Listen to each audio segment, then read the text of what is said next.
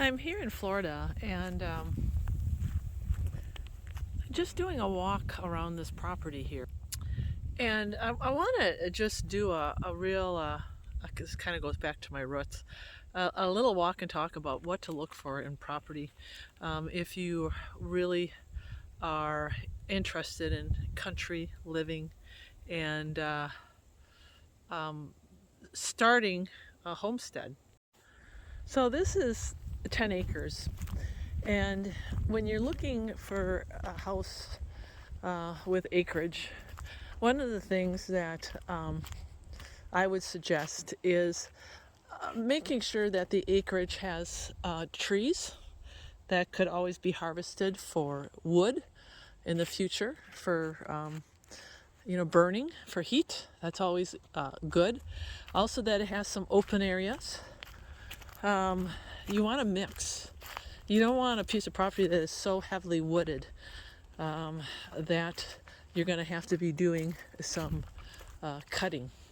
Having roads that are already cut in on the property is really important, especially with the bigger tracts of land, because again, if it doesn't, it limits the accessibility of where you can go on that property. You know, people are looking at buying 100 acres, 60 acres, 30 acres, and having access to that property. So you want to make sure when you're checking out that property that, like, this piece of property has already a road cut in, which is wonderful. It also has a lot of open areas, but it also has wooded areas. Knowing your boundaries, there's a fence line here, is really important. Never be afraid to ask the real estate agent to make sure that you have something that has been surveyed recently, because boy, a lot of arguments and headaches in the future can be alleviated when you have something that has been definitely surveyed. Be very careful about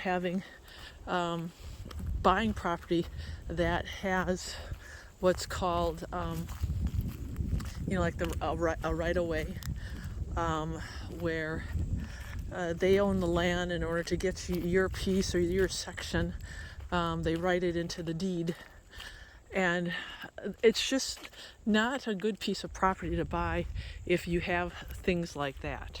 Obviously, the other thing is water. You got to have water, and I'm not just saying well water. I'm not just saying that you've got water coming to the house, but having other sources on the property of water is really important. A pond, a creek, a lake, a spring is always valuable. So that's important too. And then look at the maturity of the trees. How mature are they? Are they older? Are they, is there just a lot of undergrowth? All of that. Also, the road coming into your property. Now look at this. This is a country road. Obviously, there's not a lot of traffic.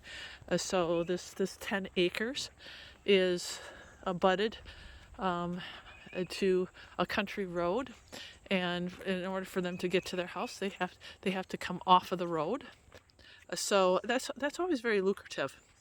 But also, there can be a problem with country roads if it's too far in the boondocks.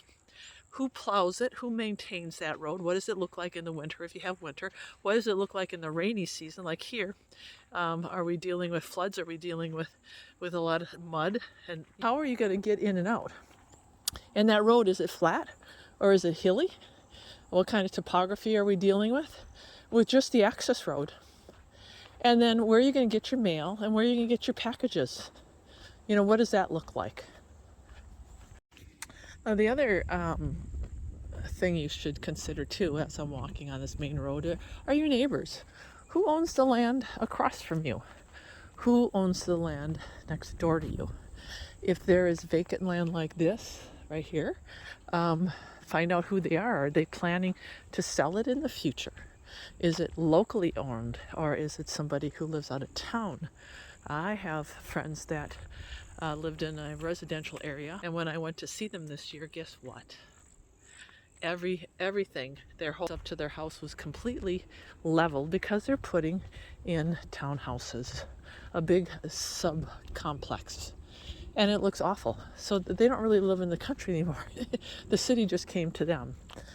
The other thing is too, and like I said about packages and delivery, is protecting your property. So are you in an area, check out the crime stats, check out the town, talk to the police and see what the local crime is, and what people are, what are the crimes?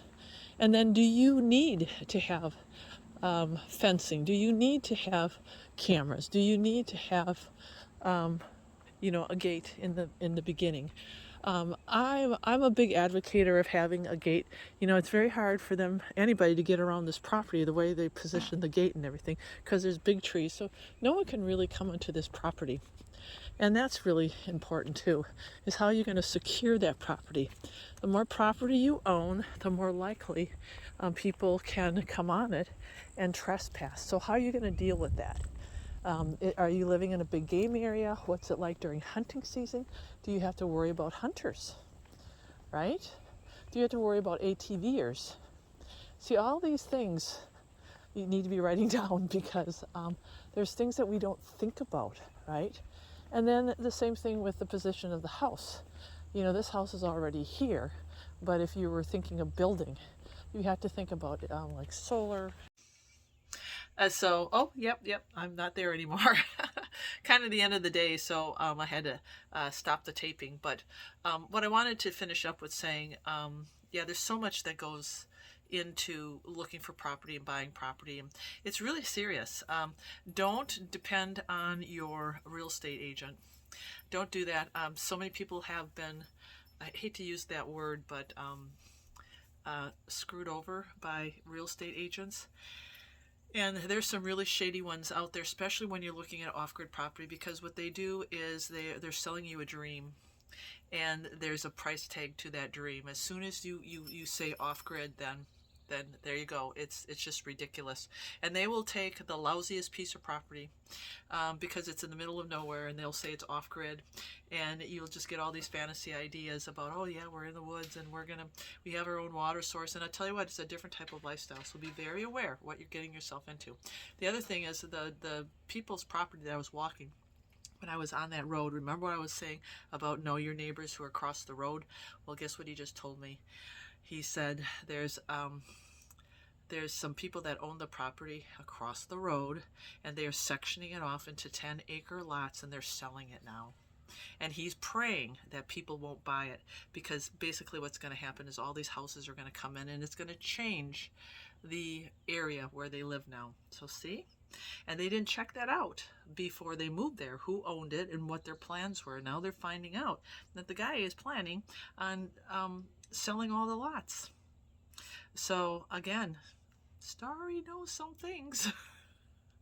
And you could save yourself a lot of grief. So anyway, if you appreciate this video and you want more insight and advice on property buying and off-grid stuff, just let me know. Raise your hand and I'll do some more videos. All right, God bless.